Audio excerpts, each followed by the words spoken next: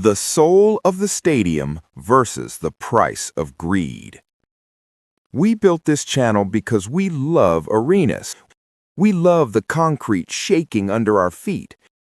We love the deafening roar of 80,000 people singing as one.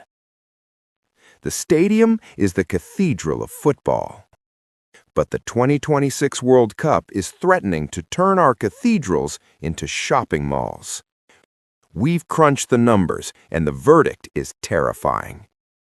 The 2026 World Cup in North America isn't just going to be the biggest tournament in history. It is set to be a monster of excess that might price you out of the stands forever. Today, we're exposing the price betrayal. We're breaking down the scandalous ticket costs, the Americanized rules changing the sport, and why FIFA's last-minute promise of $60 tickets is a hollow lie. The sticker shock, the numbers. Let's not waste time. Let's look at the damage.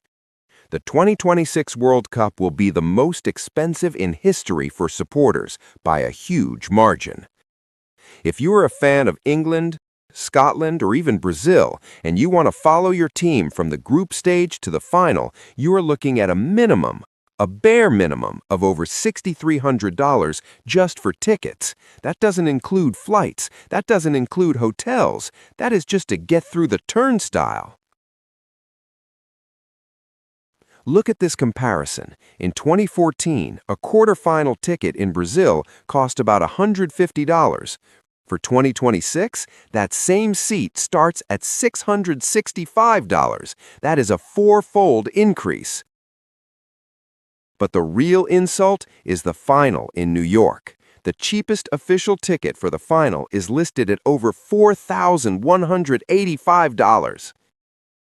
Compare that to Qatar 2022. People complained then, but the cheapest final ticket was around $445. FIFA has hiked the price by nearly 10 times. And if you compare it to the recent Euros in Germany, the cheapest ticket for that final was about $105. Now, FIFA wants 40 times that amount for the same experience. And here's the kicker. Back in 2018, when the US, Canada, and Mexico bid for this tournament, they promised tickets would cost between $15 and $96. That promise wasn't just broken, it was obliterated. The mechanism, how they do it. So how did we get here? FIFA isn't just raising prices, they're fundamentally changing the economic model of the sport. First, dynamic pricing. For the first time at a World Cup, ticket prices will fluctuate based on demand. It's like Uber surge pricing for football.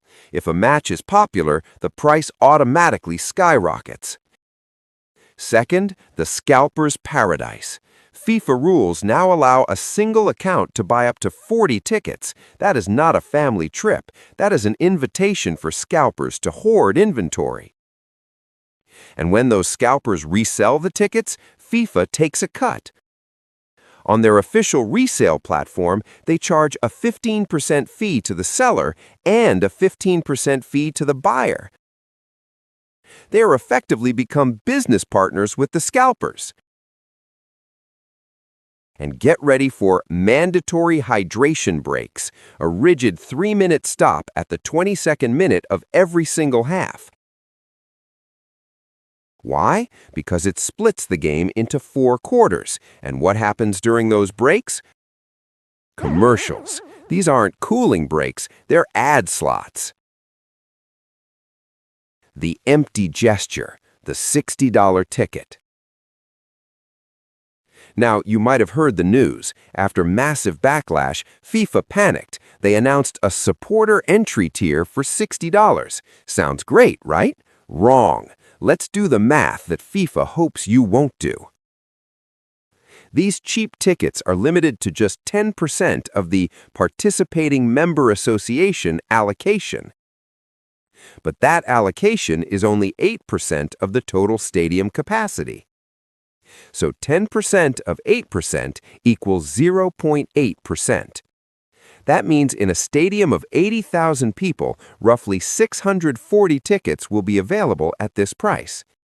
It's a lottery. It's a Hunger Games for loyal fans. Fan groups called it exactly what it is: a hollow gesture and a cynical attempt to deflect attention.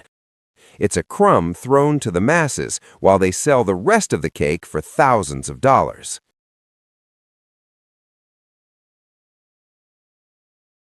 The silent stadium. Here's the tragedy. The World Cup isn't the Super Bowl. It relies on traveling fans, the people who save for 4 years to sing for 90 minutes. If you price out the working class, you replace them with corporate tourists who sit quietly and check their phones. And it's not just money, it's access. Fans from countries like Iran or Haiti face massive hurdles with U.S. visas. Their teams will play, but their fans are barred at the border. Imagine a World Cup match where an entire end of the stadium is empty because the fans weren't allowed in. The verdict.